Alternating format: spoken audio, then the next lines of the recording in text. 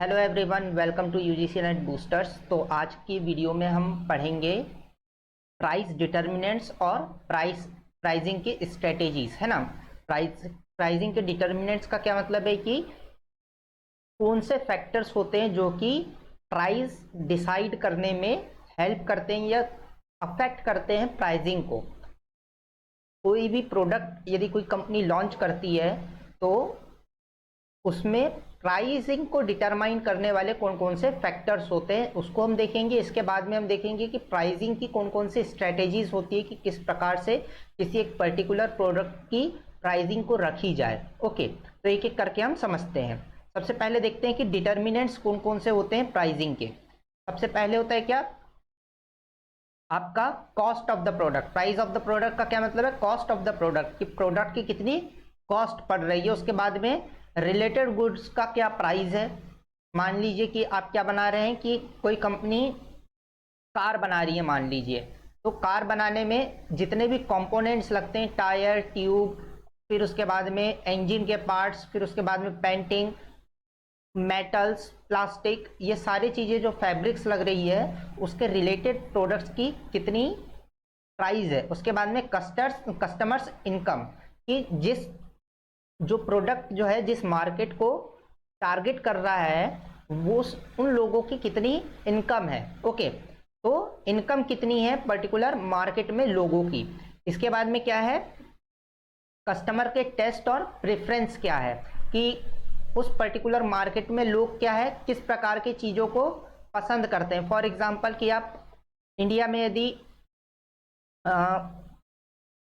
Family cars बना रहे हैं तो फैमिली कार्स क्या होगी, जो लोअर मिडिल क्लास है, लोअर मिडिल क्लास है, उनके लिए यदि आप कार बना रहे हैं, मारुति सुजुकी वाले सेगमेंट में जा रहे हैं, तो उनका टेस्ट और प्रेफरेंस क्या होगा कि ज़्यादा माइलेज देने वाली कार होनी चाहिए। 5 लोग की जगह है तो 6 लोग बैठा ले जा सकें, ऐसी होनी चाहिए। आपके रोड जो गांव की रोड है, छोटे कस्बों की रोड है, उस पर चल जाने वाली गाड़ी होनी चाहिए।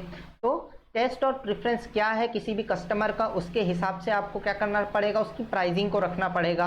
उसके बाद में एडवर्टाइजमेंट के एक्सपेंसेस आपके जो है वो जोड़ने होंगे कि किस प्रकार का प्रोडक्ट है, क्या उसकी रीच होने वाली है, किस मार्केट में जाने वाली है। तो उसके लिए आपको लॉन्ग टर्म में कितने एडवर्टाइजमेंट करने पड़ेंगे, शॉर्ट टर्म में कितने एडवर्टाइजमेंट करने पड़ेंगे, और उसके हिसाब से आपको उसकी प्राइसिंग रखनी होगी। इसके बाद में क्या है, आपके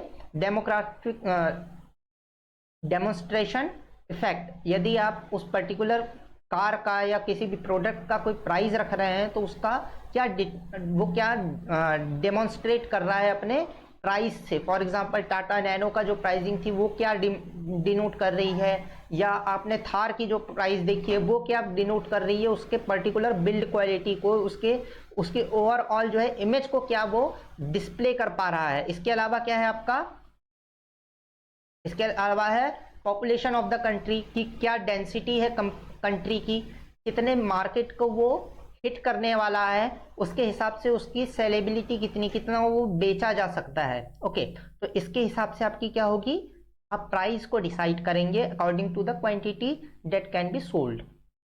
उसके बाद में क्या है, distribution of national income. National income का क्या डिस्ट्रीब्यूशन है। यदि आपका बहुत अच्छा तरीके से डिस्ट्रीब्यूट किया हुआ है नेशनल इनकम, तो क्या होगा कि नेशनल इनकम तो बहुत ज़्यादा है, लेकिन उसकी यदि हम टॉप 10% लोगों की इनकम को देखें और लास्ट के बचे हुए 90% की इनकम को देखें, तो क्या डिस्ट्रीब्यूशन इवन है। इवन यदि नहीं है तो क्या होगा, ऑटोमेटिक आपका मार्केट श्रिंक कर जाएगा यदि थोड़ा सा भी उसमें प्राइस की वेरिएशन आती है। तो हमको ये देखना होता है कि डिस्ट्रीब्यूशन किस प्रकार का है आपके इनकम का इन दी कंट्री। ओके, तो ये सारे के सारे क्या है, डिटर्मिनेंट्स हैं आपके प्राइसिंग के। जब भी कोई कंपनी किसी एक पर्टिकुलर प्रोडक्ट की प्राइसिंग को डिसाइड करती है तो ये सारे के सारे फैक्टर्स क्या होते हैं, डिटर्मिनेशन में आते हैं। इसी का यहाँ पर क्या दिया गया है, थ्योरेटिकल फॉर्म में ये दिया हुआ है, आप पढ़ सकते हैं। ओके, ये स्टेप्स हैं आपके किसके, प्राइसिंग के। ओके, स्टेप्स में सबसे पहले क्या आपको डिसाइड करना होता है कि डिमांड क्या हो सकती है प्रोडक्ट की, टारगेट आपका डिमांड कितना है। उसके बाद में एंटिसिपेशन ऑफ कॉम्पिटिटिव रिएक्शन, आपके कंपटीशन का क्या रिएक्शन होने वाला है, उसकी प्राइसिंग स्ट्रेटेजी कुछ चेंज तो नहीं होगी, है ना। आपने पर्टिकुलर प्रोडक्ट को एक एक्स प्राइस में लॉन्च कर दिया तो क्या आपका कॉम्पिटिटर उससे कम प्राइस में प्रोडक्ट को लॉन्च कर सकता है? क्या रिएक्शन होगा आपके कॉम्पिटिटर का, उसको एंटिसिपेट करना है आपको। इसके बाद में आपको इस्टेब्लिश करना है क्या, एक्सपेक्टेड शेयर ऑफ मार्केट, आप कितना शेयर ऑफ मार्केट इस पर्टिकुलर प्राइस के साथ में हिट कर सकते हैं। उसके बाद में क्या है, सिलेक्शन ऑफ प्राइस, आपको क्या करना पड़ता है, प्राइसिंग स्ट्रेटेजी को सिलेक्ट करना होता है। अभी हम समझेंगे कि किस प्रकार की प्राइसिंग स्ट्रेटेजीज होती है अलग अलग। ओके, इसके बाद में क्या है, कंसिडर्स कंपनीज पॉलिसीज, ये आपको हाई प्राइस वाला रखना है, मतलब कि आपको आईफोन वाला सेक्टर करना है कि हमको सस्ते फोन तो बनाना ही नहीं है, है ना। या आपको शाओमी वाला, ओप्पो, वीवो वाला करना है कि आपको बिल्कुल सस्ते वाले फोन बना देना है, ताकि ऑटोमेटिक वो आप पूरे मार्केट को पेनिट्रेट करके चले जाएं। तो आपकी मेन स्ट्रेटेजी क्या है, उसको आपको डिटरमाइन करना है। ओके, तो ये प्राइसिंग स्ट्रेटेजीज है जो आपके सामने है। कौन कौन सी, सबसे पहले क्या है आपका पेनिट्रेशन, जो सबसे ज्यादा इस्तेमाल किया जाता है। पेनिट्रेशन में क्या होगा, मतलब कि ये है जियो वाली स्ट्रेटेजी, है ना।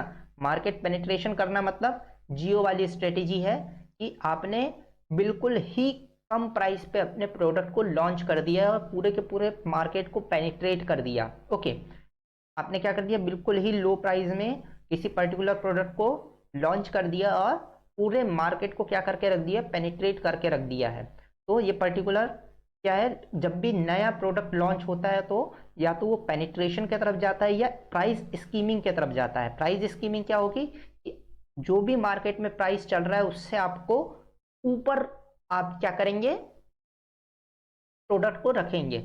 इसमें क्या होगा कि आपने बिल्कुल ही क्या कर दिया, लो प्राइस पे प्रोडक्ट को लॉन्च किया और धीरे धीरे आप क्या कर रहे हैं, अपने प्रोडक्ट के प्राइस को बढ़ा रहे हैं। इसमें आपके पेनिट्रेशन में, स्कीमिंग में क्या होगा, इसका डायरेक्ट अपोजिट होगा। क्या करेंगे आप कि थोड़ा बहुत ज़्यादा हाई पे रखेंगे, इससे अपना प्रोडक्ट के क्या करेंगे, जितना क्रीम निकालना है मार्केट से निकालेंगे, उसके बाद में क्या कर देंगे, अपने प्रोडक्ट की प्राइस को नीचे कर देंगे। ओके, ये जियो वाली स्ट्रेटेजी है आपके पेनिट्रेशन वाली, और स्कीमिंग क्या है, आपके आईफोन वाली स्ट्रेटेजी है ना। आईफोन क्या करता है, अपने नए प्रोडक्ट को हमेशा ज़्यादा प्राइस पे लॉन्च करता है। क्या करता है, ज़्यादा प्राइस पे अपने प्रोडक्ट को लॉन्च करेगा। ओके, अभी जो अपना आईफोन 14 आ रहा है वो क्या आ रहा है, ऑलमोस्ट जो है 30K, 20 to 30K पुराने वाले मॉडल से क्या आएगा, महंगा आएगा। ठीक है, तो ऑटोमेटिक क्या हो जाएगा, जिसने 13 अभी लिया हुआ है उसके लिए 14 क्या हो जाएगा, सुपीरियर हो जाएगा, है ना। कि 13 तो सस्ता वाला फोन हो गया, अब जो नया मॉडल आ रहा है वो क्या आ रहा है, महंगा आ रहा है इससे, मतलब कि वो सुपीरियर है, मतलब वो ज़्यादा शो ऑफ कर सकते हैं आप उससे। ओके, ऑटोमेटिक क्या हो जाएगी, उसकी ब्रांड वैल्यू बढ़ जाएगी, क्योंकि आपका 13 तो सस्ता हो गया है, ओके, 14 से सस्ता है, इसीलिए ऑटोमेटिक क्या होगा कि वो अपना अलग मार्केट या अलग डिमांड क्रिएट करने चले जाएगा। ओके, और जैसे जैसे अब क्या करेगा कि 13 की प्राइस को क्या कर दिया जाएगा, कम कर दिया जाएगा, क्योंकि उससे जितना मुनाफा कमाना था कंपनी ने कमा चुकी है, अब 14 से कमाएगी। उसमें क्या है कि मार्केट स्कीमिंग लगा दी, स्कीमिंग प्राइसिंग लगा दी, उसको ऑटोमेटिक क्या कर दिया गया है, ज्यादा प्राइस में बेचा जा रहा है। ओके, तो ये पर्टिकुलर जो स्ट्रेटेजी होती है वो क्या होती है, मार्केट स्कीमिंग होती है। ये दोनों क्या है, एंट्री जब भी मार्केट में कोई नई कंपनी करती है तो ये दोनों में से किसी एक स्ट्रेटेजी को लेकर के जाती है। जब पेनिट्रेट करना होता है मार्केट को, ज़्यादा से ज़्यादा शेयर को अपने तरफ ले जाना रहता है तो मार्केट पेनिट्रेशन किया जाता है। जब ज़्यादा से ज़्यादा हमको प्रॉफिट कमाना होता है तो हम जाते हैं मार्केट स्कीमिंग में। ओके, स्कीमिंग में जाकर के क्या किया जाता है कि जितना आपने R&D में खर्चा किया है, जितना भी मार्केटिंग में खर्चा किया है, जल्दी से जल्दी बटोर लो, उसके बाद में हम प्राइस को क्या कर देंगे, कम कर देंगे। अभी क्योंकि हाइप बनी हुई है आईफोन 14 की, तो ऑटोमेटिक क्या है कि ज़्यादा से ज़्यादा लोग खरीदेंगे। यदि 10,000 भी महंगा है, 20,000 भी महंगा है, तो उसके जो डिमांड है उसके ऊपर कोई फर्क नहीं पड़ने वाला है। यदि कंपनी उसको 20,000 भी महंगा बेचेगी तो भी उतना ही बिकेगा, 10,000 भी महंगा बेचेगी तो उतना ही बिकेगा। तो 20,000 लो ना, क्यों 10,000 रुपये कमाना है, 20,000 कमाया जाए, है ना। तो कंपनी क्या करती है कि ज़्यादा से ज़्यादा उसको प्राइस रखती है, ज़्यादा से ज़्यादा प्रॉफिट्स कमा लेती है। उसके बाद में जैसे ही उनको क्या लगता है कि हमारे पर्टिकुलर मॉडल में या प्रोडक्ट में डिप आ रहा है, वो उस प्रोडक्ट को की प्राइसिंग को कम कर देती है ताकि वो जो डिमांड बनी है वो मेंटेन रहे हमेशा। ओके, इसके बाद में क्या होता है, हाई लो प्राइसिंग। आपने क्या कर दिया है कि कुछ प्रोडक्ट्स का हाई एंड के लिए बनाया हुआ है, कुछ प्रोडक्ट लो एंड के लिए बनाया हुआ है, और दोनों ही प्राइसिंग आप चला रहे हैं। क्या होता है कि जैसे आईफोन भी जो है, आईफोन आईफोन प्रो 13 प्रो अलग होगा, मैक्स अलग होगा, और सादा वाला अलग होगा। यानी कि हाई रेट भी आपने टारगेट करके रखा है, लो रेट भी आपने टारगेट करके रखा हुआ है। तो इसी प्रकार से आप क्या कर रहे हैं, दोनों ही मार्केट को टारगेट कर रहे हैं हाई लो प्राइसिंग करके। इसके बाद में प्रीमियम प्राइसिंग। प्रीमियम प्राइसिंग क्या होगी कि आप कभी प्राइस को नीचे लाते ही नहीं है, हमेशा आपकी प्राइस हाई ही है। ओके, ठीक है। स्कीमिंग और प्रीमियम प्राइसिंग में क्या अंतर है कि एक समय के बाद में स्कीमिंग प्राइसिंग में हम प्राइस को क्या कर देते हैं, डिप कर देते हैं, लो कर देते हैं, लेकिन प्रीमियम प्राइसिंग में हम प्राइस को कभी कम करते ही नहीं है। ओके, रोलेक्स जो है, या आप हाँ रोलेक्स ही देख लीजिए, तो क्या होगा कि रोलेक्स के वॉच की कीमत कभी नीचे आएगी ही नहीं। ओके, क्योंकि वो लिमिटेड चीजें बनाते हैं, और सेकेंड हैंड मार्केट में तो उनकी प्राइस और भी ज्यादा होती है। फर्स्ट हैंड रोलेक्स की कीमत सेकेंड हैंड रोलेक्स से कम होती है।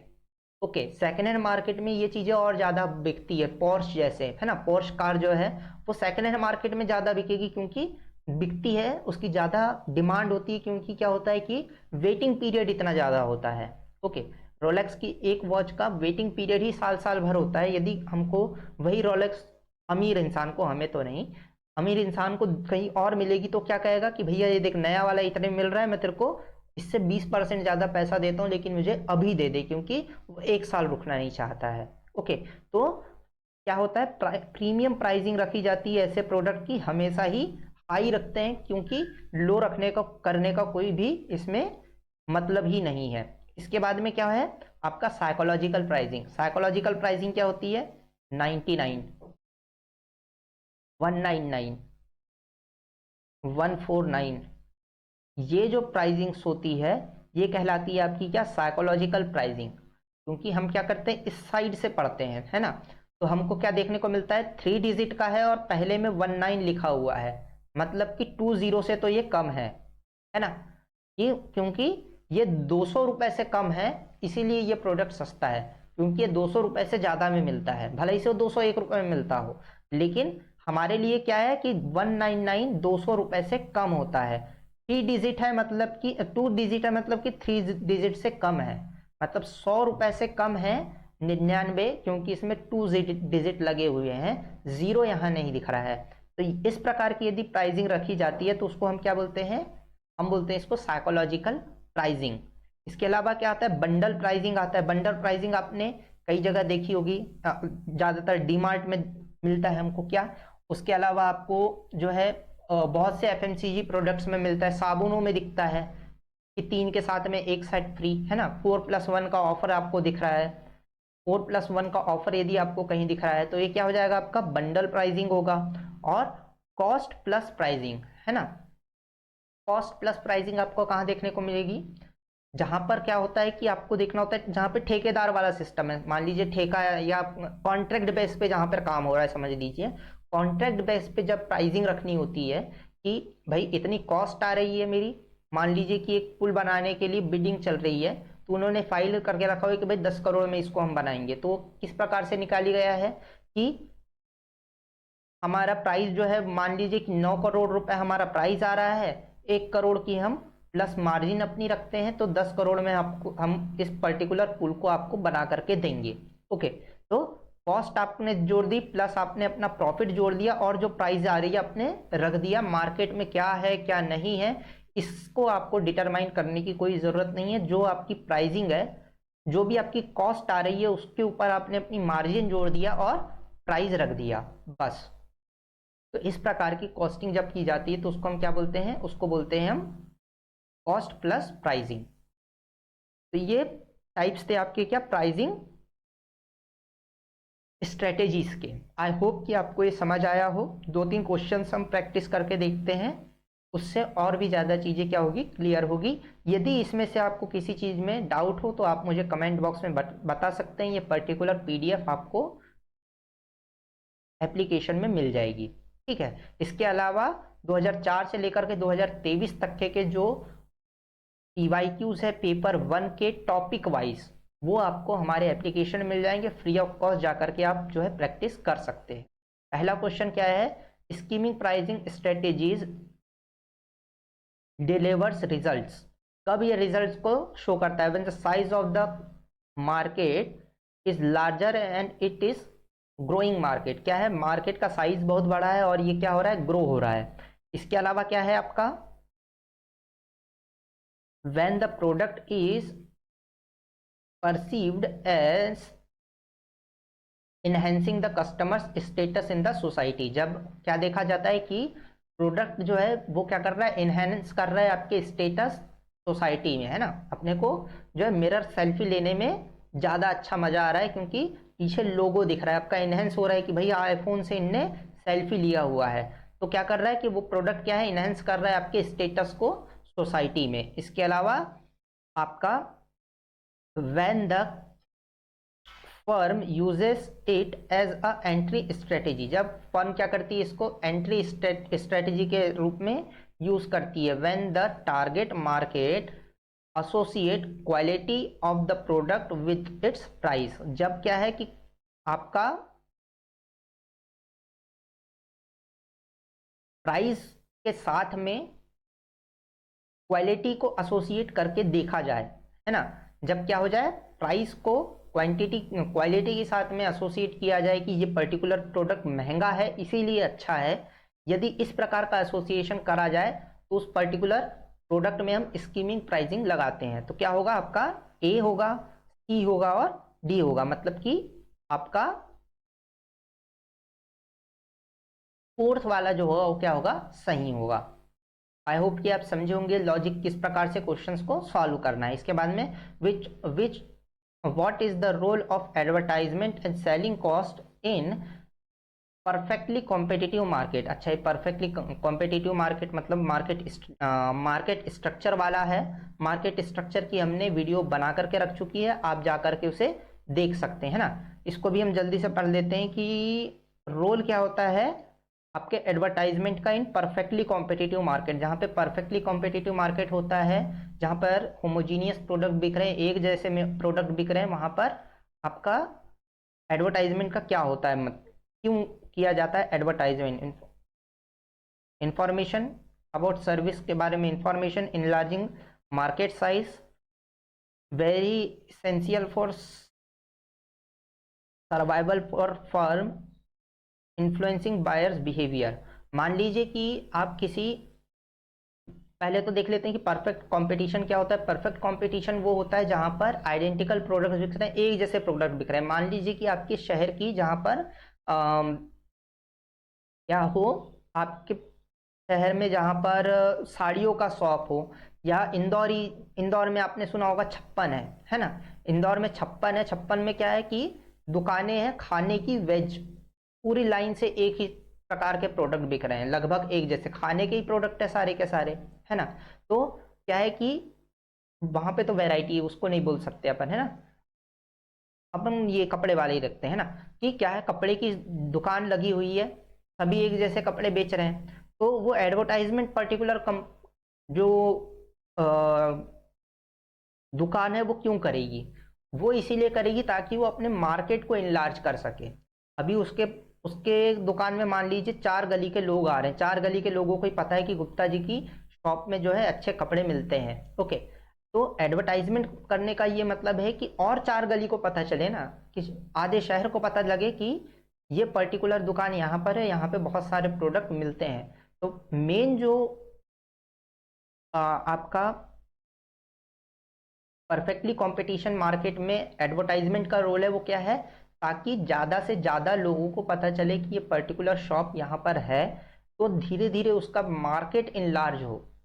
कि एक गली के लोग आ रहे थे अभी तक के, अब 4 गली के लोग जाने और वो उस पर्टिकुलर शॉप में आए, तो इसका सही क्या होगा, इनलार्जिंग मार्केट साइज।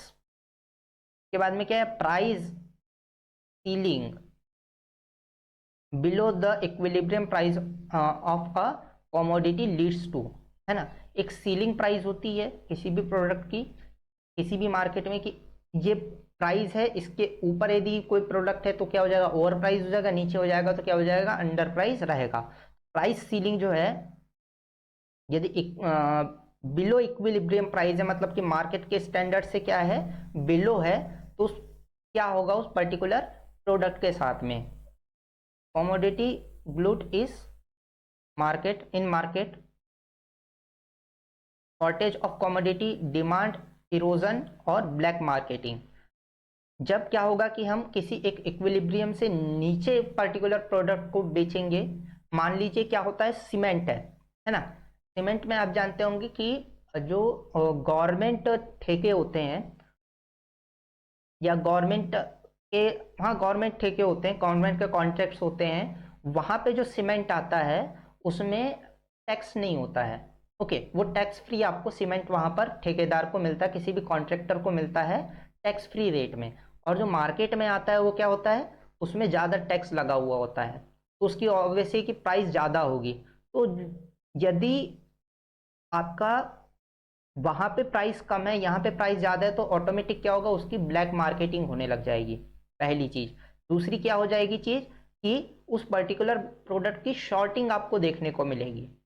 ओके, तो क्या हो जाएगा, ए और डी हो जाएगा। यदि किसी सीलिंग प्राइस से आपने बिलो प्राइस रखा हुआ है तो उस पर्टिकुलर प्रोडक्ट की क्या हो जाएगी, स्टोरेज ज़्यादा हो जाएगा। स्टोरेज ज़्यादा होने के कारण क्या हो जाएगा, आपको देखने मिलेगा कि शॉर्टेज ऑफ दैट कमोडिटी हो जाएगा मार्केट से, पहली चीज।